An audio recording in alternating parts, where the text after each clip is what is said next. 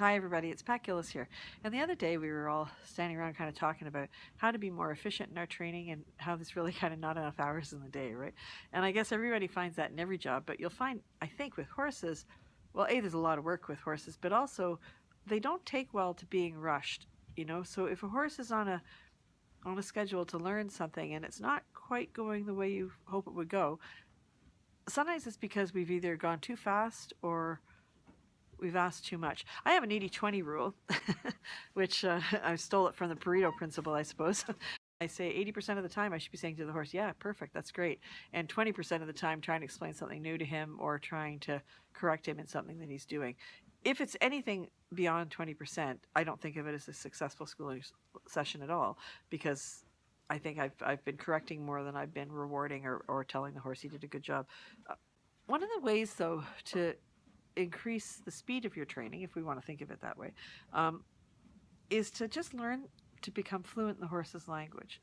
The more fluent you are, the more you can grasp the nuances when a horse is trying to tell you something, whether he's telling you that you've pushed too far, that you haven't pushed enough, that he's enjoying the work, that he's not enjoying the work, that he's frightened, that he's nervous, that he doesn't understand, that he's confused. I mean, most, disobedience problems with horses, I would say 99.999% come because the horse is conflicted.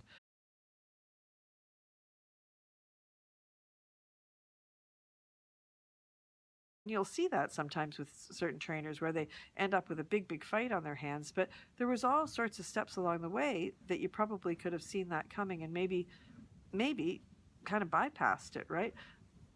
And for people who work with like rescue horses or horses that they don't know, and that's almost all of us, right? Because when you buy a horse, you really don't know what his previous history's been. So you're not starting with a clean slate, and it's up to you to kind of try to figure out by how the horse reacts to things, what his history is like, because the answers are always there.